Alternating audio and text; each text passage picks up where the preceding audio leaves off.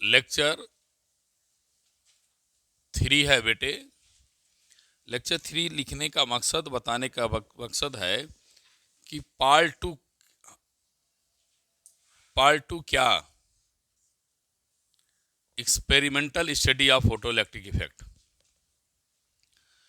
तो आज मैं इसको पूरा करूंगा, उस पार्ट में पूरा नहीं हो पाया था।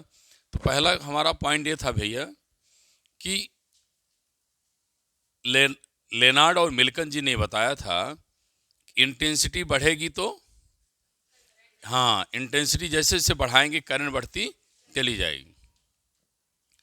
दूसरा पॉइंट ये था कि अगर हम पोटेंशियल को इंक्रीज करेंगे, तो करंट क्या हो जाएगी, मैक्सिमम हो जाएगी। उस मैक्सिमम करंट को सेचुरेटेड करंट कहा गया था, सेचुरेट मैक्सिमम करंट कही थी।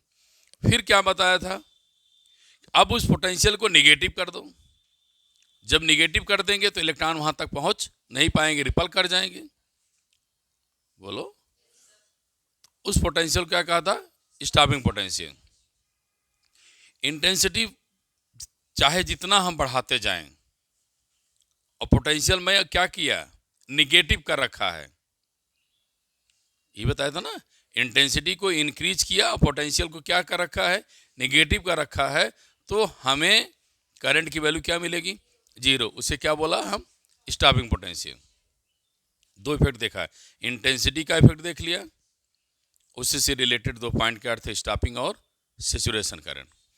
अब आप लिखें नेक्स्ट पॉइंट, उसी को मैं आगे बढ़ाऊं बेटे, थोड़ा सा ध्यान देना। मैं फिर फिगर को रिपीट करके चल रहा हूं जिससे आपको वीडियो में दिक्कत ना हो कि सर मैं पढ़ रखा। देखिए अभी आप लिखेंगे नहीं, इंटेंसिटी को इंक्रीज कर दिया,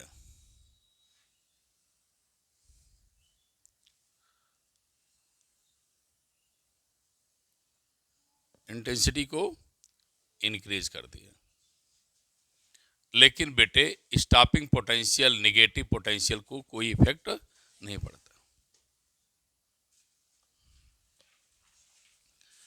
तो हमने ये बता रखा है आपको, लेकिन आप मेरी बात सुने, आगे मैं क्या कह रहा हूं बिटिया, ध्यान देंगी।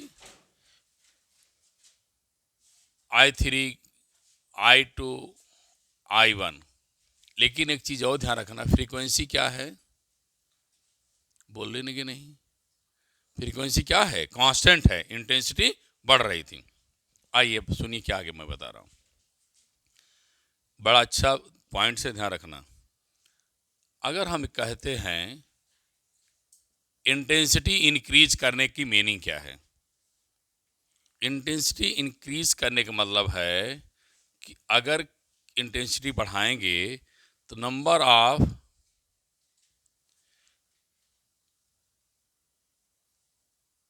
इंसिडेंस फोटॉन इंक्रीज कर रहे हैं।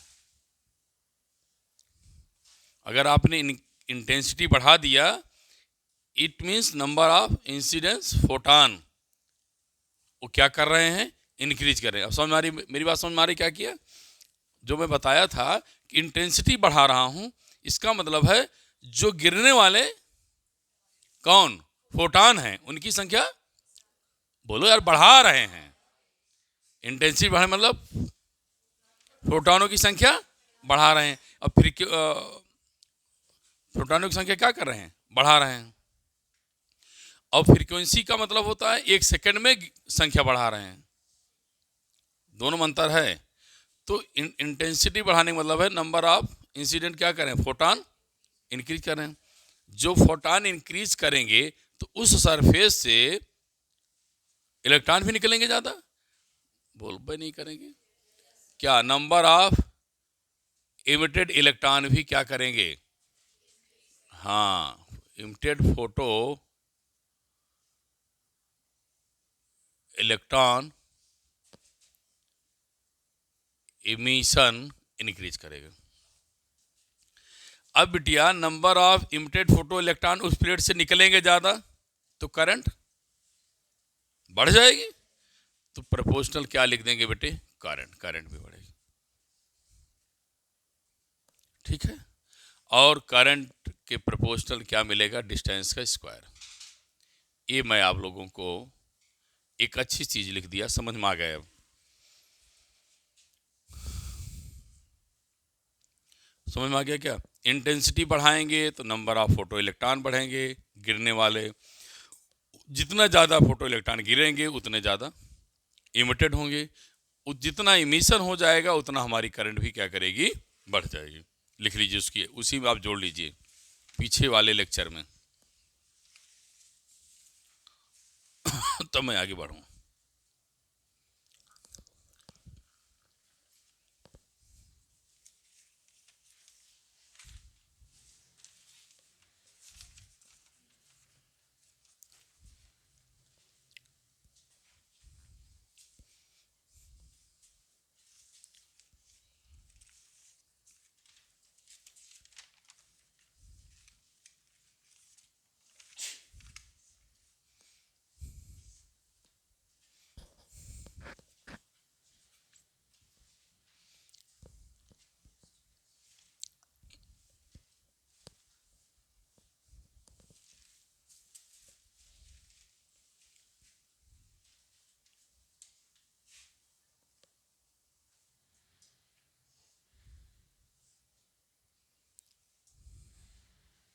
चलो आगे बढ़ें। हो गया बेटा? अब आपके दिमाग में अपना माइंड मेकअप कर लीजिए, मैंने क्या क्या बता दिया। इंटेंसिटी बढ़ाएंगे तो लास्ट में क्या बढ़ेगी, करंट। देख लीजिए, लिख दिया मैं। इंटेंसिटी बढ़ाएंगे तो करंट बढ़ेगी, बस। करंट बढ़ेगी तो मतलब इलेक्ट्रॉन ज़्यादा निकलेंगे, इलेक्ट्रॉन की संख्या बढ़ जाएगी। दूसरी चीज मैं बताना चाह रहा हूं, काइनेटिक एनर्जी कब बढ़ेगी? जब पर सेकंड में इलेक्ट्रॉनों की संख्या क्या होगी, ज्यादा, इट में फ्रीक्वेंसी जब इंक्रीज होगी। तो अब हम लिख दें ऐसे बेटे, क्या काइनेटिक एनर्जी कब मैक्सिमम होगी, किसके प्रोपोर्शनल होगी, फ्रीक्वेंसी की। ठीक। अब सुनो, काइनेटिक एनर्जी फ्रीक्वेंसी पर डिपेंड करेगी। और काइनेटिक एनर्जी बिटिया बेटे बताएं, मैंने बताया है स्टॉपिंग पोटेंशियल पर भी डिपेंड करती है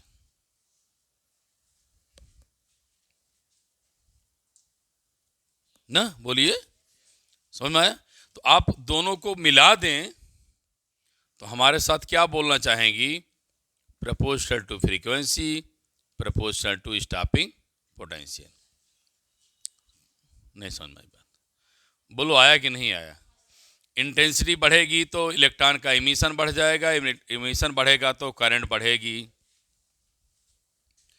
इलेक्ट्रॉन निकलेंगे ज्यादा। लेकिन अगर उनकी स्पीड बढ़ाना है, काइनेटिक एनर्जी बढ़ाना है, तो पर सेकंड इलेक्ट्रॉनों की,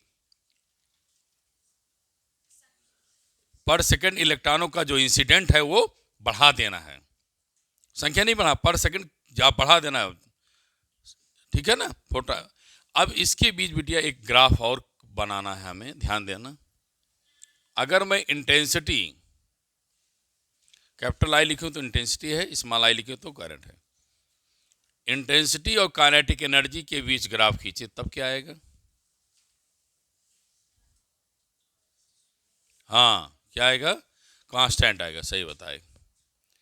क्यों कांस्टेंट आएगा? क्योंकि बिटिया बेटे उस पर निर्भर नहीं करता है। बना लीजिए।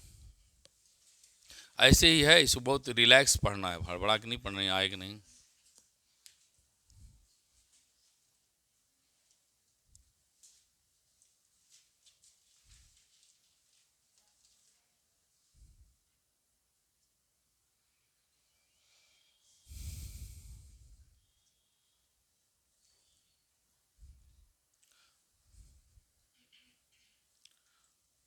लिख लिया?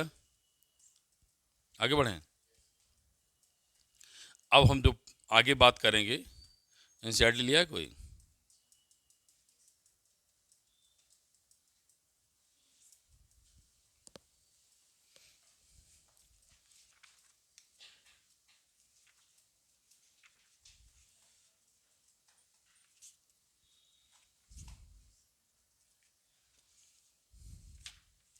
थोड़ा एनसीईआरटी में नहीं है बेटे, लेकिन मैं उसको पढ़ा दे रहा हूँ क्योंकि न्यूमेरिकल्स आया करते हैं बोर्ड में। ठीक है, एनसीईआरटी में तो नहीं है, लेकिन मैं इसको इसलिए कंसीडर कर ले रहा हूँ क्योंकि न्यूमेरिकल आता है। ठीक है, जो बताने चाहिए, इसको ध्यान दीजिएगा आप लोग। थोड़ा सा आपको लगा कि मैं ज़्यादा पढ़ा रहा हूँ, लेकिन उससे पढ़ना भी है, ये मैं देख रहा था। नेक्स्ट पॉइंट लिखो बेटा।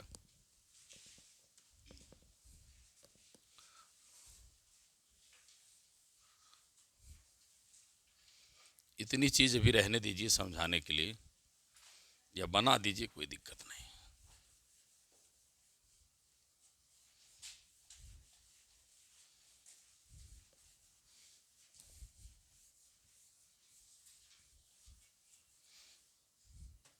नेक्स्ट टॉपिक लिखिए, graph between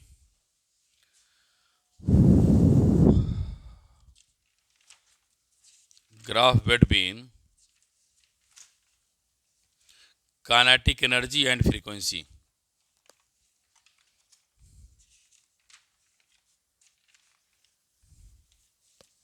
kinetic energy and frequency.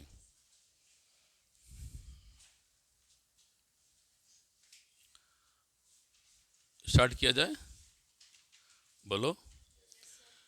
When we plot the graph between kinetic energy and frequency received as a straight line, received at a straight line,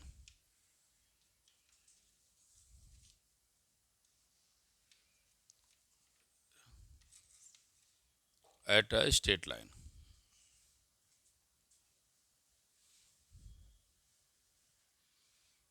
receive at a straight line। कैसे फिर?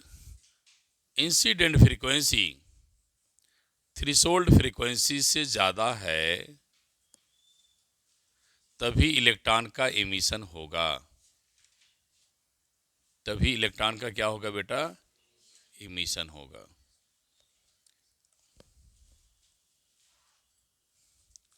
लेकिन incidence frequency threshold frequency से कम होगा तो बेटा यहाँ क्या हो जाएगा? नो एमिशन होगा।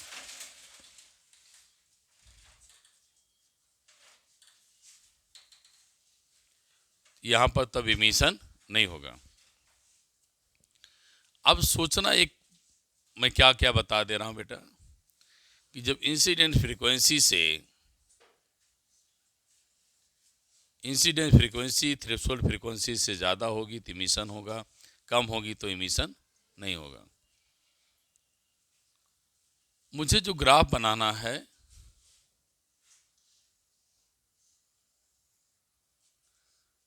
ये एडिशनल क्वेश्चन है बेटे।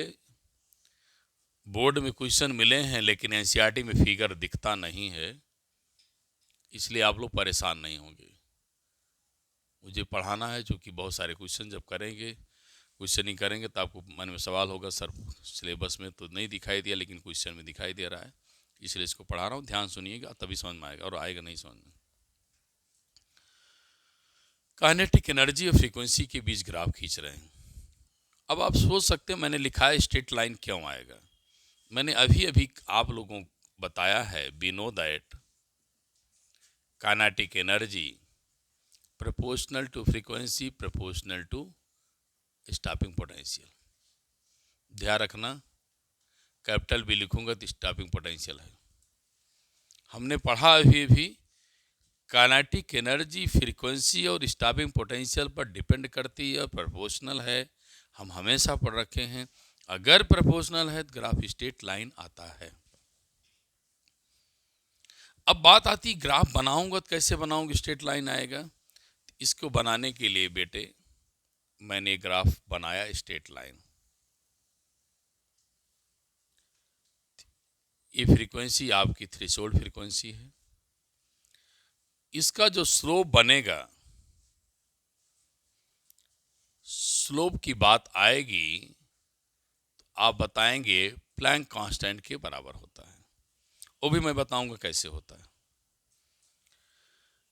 आगे मैं फिर बात करूं, ये पॉजिटिव है वर्क डन,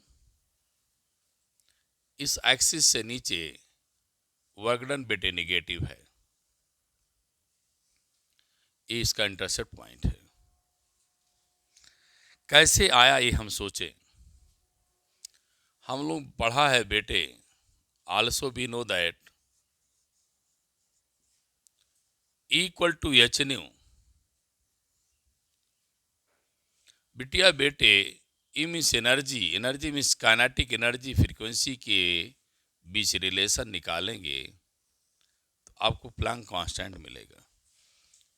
इनके दोनों के बीच ग्राफ खींचेंगे आप, ई के एनर्जी के बीच में। ये ग्राफ इसीलिए बेटे हमें कांस्टेंट दिखाई दे रहा है। ठीक है। दूसरी बात मैं फिर इसमें और थोड़ा सा अच्छा सा बनाना चाहता हूं, उसको देखें। आगे मैं बताऊं इक्वेशन कैसे रिप्रेजेंट किया जाएगा। रिप्रेजेंटिंग इक्वेशन, जो इक्वेशन बनकर के तैयार होगा वह इक्वेशन आपका काइनेटिक एनर्जी ई के equal to A constant frequency minus B के फॉर्म में लिखा जाएगा। एक जनरल इक्वेशन बना ई के इक्वल टू स्लोप को ए मान लीजिए आप, A V minus W equal to B, ऐसा लिख दो। जब इक्वेशन को मिलाएंगे, इसका कोई डेरिवेशन नहीं है बेटे, A mu not minus B equal to kinetic energy. अब बात आती है कि इसको हम कैसे मान लें कि वर्क डन है, इसकी वैल्यू क्या होगी, ये भी मैं दिखा दूं। हम लोग पढ़े हैं कि थ्रेशोल्ड फ्रीक्वेंसी से ज़्यादा फ्रीक्वेंसी होगी तो इमिशन होगा, थ्रेशोल्ड फ्रीक्वेंसी से कम होगी तो इमिशन नहीं होगा। लेकिन एक शब्द और आ सकता है कि जो फ्रीक्वेंसी गिर रही है, इंसिडेंस लाइट की जो फ्रीक्वेंसी है, इंसिडेंस ना कहें लाइट कर दे तो अंडरस्टूड है बेटे, कोई इंसिडेंट ना कहे लाइट कह दे समझ जाइए। वही लाइट की फ्रीक्वेंसी थ्रेशोल्ड फ्रीक्वेंसी के इक्वल हो जाए तब मेरे बेटे आप पूछोगे सर काइनेटिक एनर्जी क्या होगी, तो आज मैं बता दूं जीरो होगी। जितना उनकी फ्रीक्वेंसी है मेटल्स की, उतनी ही फ्रीक्वेंसी की लाइट गिराओगी तो दोनों की वैल्यू सेम हो जाएगी और काइनेटिक एनर्जी जीरो होने के लिए रेडी हो जाएगी। अगर ये जीरो हो गई, जब भी मैं काइनेटिक एनर्जी जीरो रखूंगा वहां पर मुझे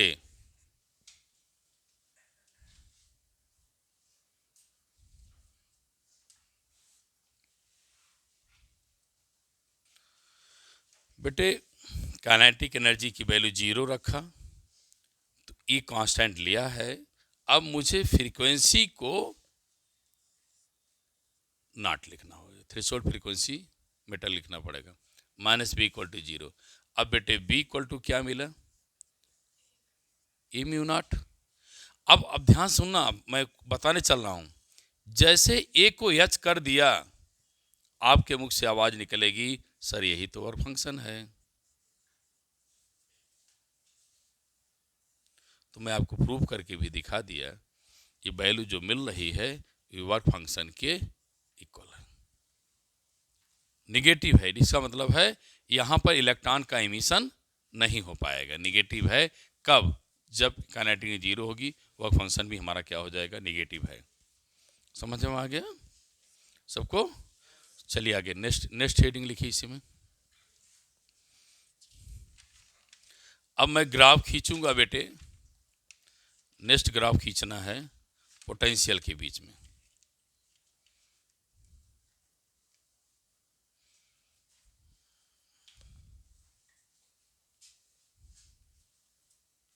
जल्दी करो जल्दी करो।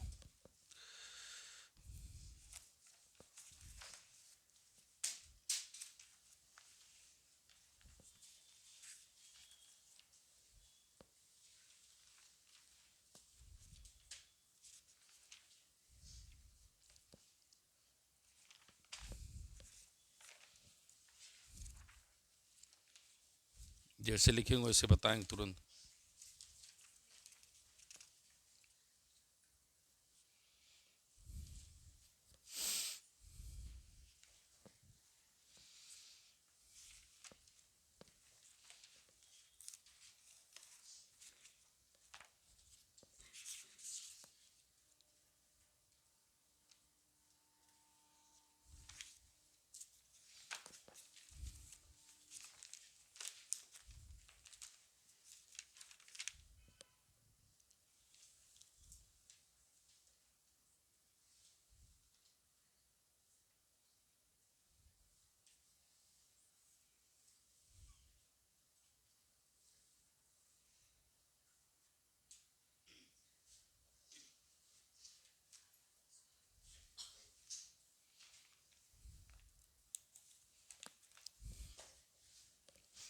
नेक्स्ट पॉइंट लिखो,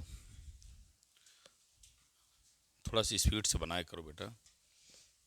कंप्लीट हो गया ना? Graph between stopping potential versus frequency.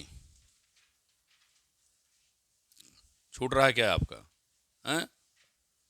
तो लिखिए graph between stopping potential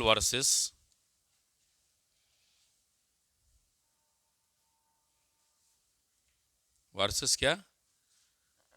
frequency.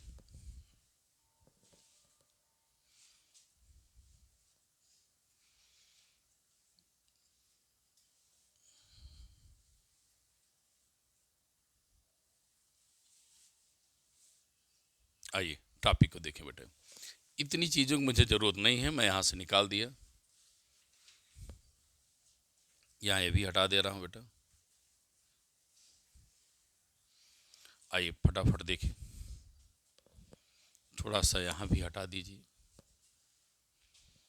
तो फिर वही लिखेंगे, ग्राफ कैसे मिलेगा? स्ट्रेट लाइन मिलेगा। ग्राफ कैसे मिलेगा? Straight line. कोई दिक्कत नहीं, लिख लो।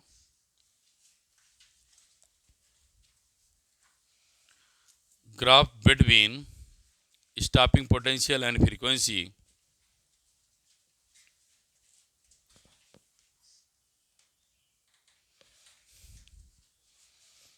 Obtain straight line.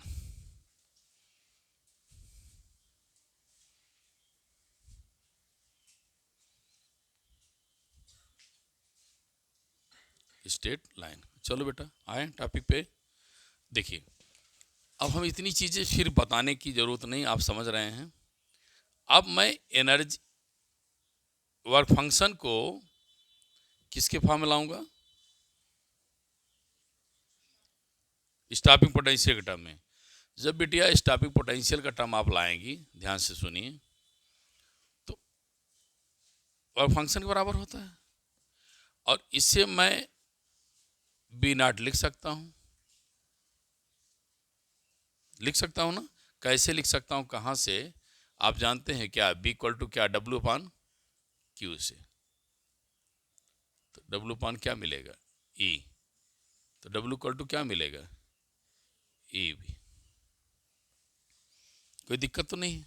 अब आपको ग्राफ बनाना है बी नॉट और फ्रीक्वेंसी स्टॉपिंग पोटेंशियल। तो बिटिया हमारी बी नॉट अपॉन फ्रीक्वेंसी बनाओगी तो एच अपान क्या मिलेगा? ई मिल जाएगा। बोलो भाई क्या मिलेगा? एच अपान ई। तो अब हम इसको स्लोप को क्या लिखेंगे? एच अपान ई। क्लियर? अब मेरा वर्गणन क्या तैयार होगा? वर्गणन क्या हो जाएगा? यहाँ यहाँ भी ई आ जाएगा। ठीक समझ में आ गई बात? बोलो बेटा आगे समझ में। एक चीज ये बताना था। दूसरी चीज हमें ये और बताना क्या है आपको, अगर हम डिफरेंट मेटल्स के लिए ग्राफ बनाएं, ये आपके एनसीईआरटी में दिया हुआ है।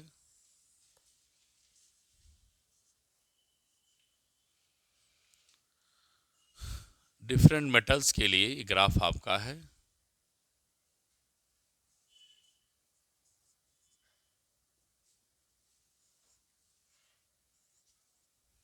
ये आपको ग्राफ बन करके तैयार होगा।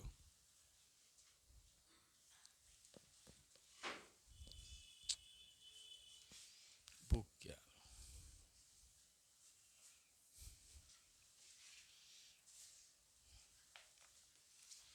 बनाइए बनाइए, बैठे मत रहिए, बनाइए।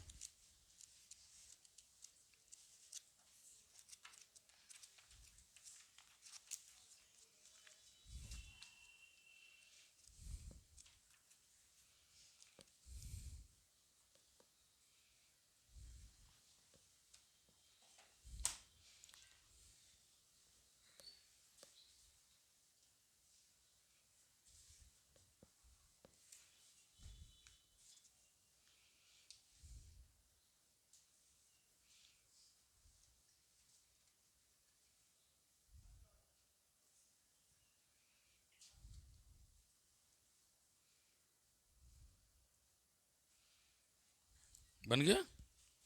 फिर लेफ्ट वाला भी ग्राफ बनाओ, बाएं तरफ ग्राफ है उसको बनाइए।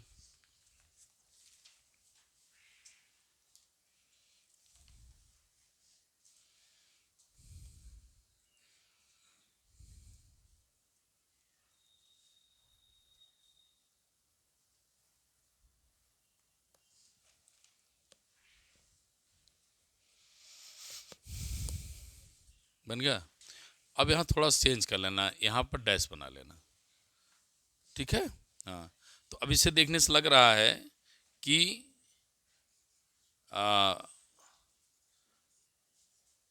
क्या लग रहा है, अगर ये मेटल ए माने मेटल बी माने तो थ्रेशोल्ड फ्रीक्वेंसी किसकी ज़्यादा है, बी की। तो लिख लेना threshold frequency is B is greater than A. Threshold frequency B is greater than A, B की ए से ज़्यादा है। नीचे लिख लो एक लाइन और, threshold frequency for different material, different metals are different. Threshold frequency for different metals are different. For different metal are different बेटा, metals।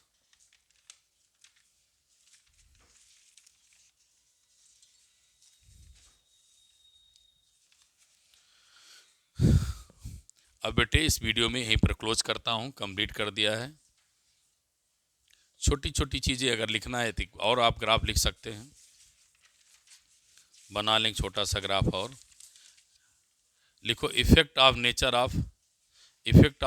Of material of emitter. एक छोटा सा क्वेश्चन और बढ़ा लें एडिशनल इंफॉर्मेशन में, लिखें effect of nature of material of the emitter.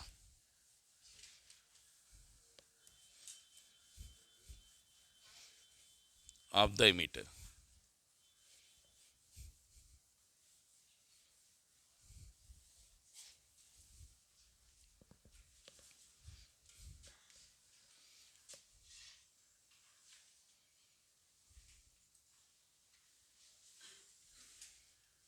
देखो बेटा डिफरेंट मेटल के लिए बना रहे हैं, ठीक है,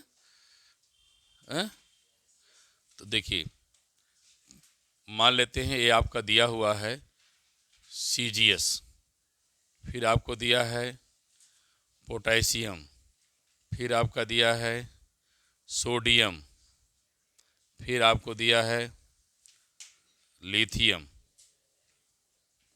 ठीक। इसकी थ्रेशोल्ड फ्रीक्वेंसी μ1 2 μ2 μ03 μ04।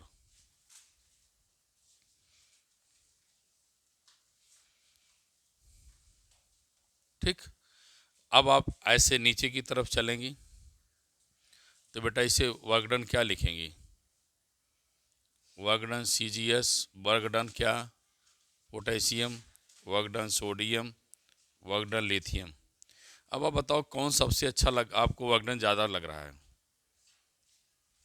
हमने बताया था ना, ये जैसे जैसे आगे चलेंगे वैसे वैसे उनका क्या बढ़ेगा, और फंक्शन इंक्रीज करेगा ना।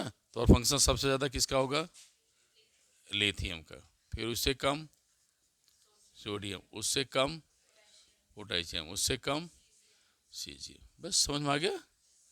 इस ग्राफ देख करके आपको ऐसे न्यूमेरिकल कहीं मिलेंगे तो आप बना के बता देंगे किसका वर्क फंक्शन ज़्यादा है, क्योंकि थ्रेशोल्ड फ्रीक्वेंसी सबसे ज़्यादा किसकी है, तो वर्क फंक्शन भी लिथियम का ज़्यादा होगा। एक और बता दिया आप लोगों को क्वेश्चन, लेकिन ध्यान रखना इंटेंसिटी कांस्टेंट होगी। इंटेंसिटी क्या होगी, कांस्टेंट। अब यहीं पर बेटे नेक्स्ट वीडियो बनाऊंगा, इसी वीडियो को क्लोज करता हूं फोटो इलेक्ट्रिक इफेक्ट पर। Thank you class, thank you, खुश रहिए।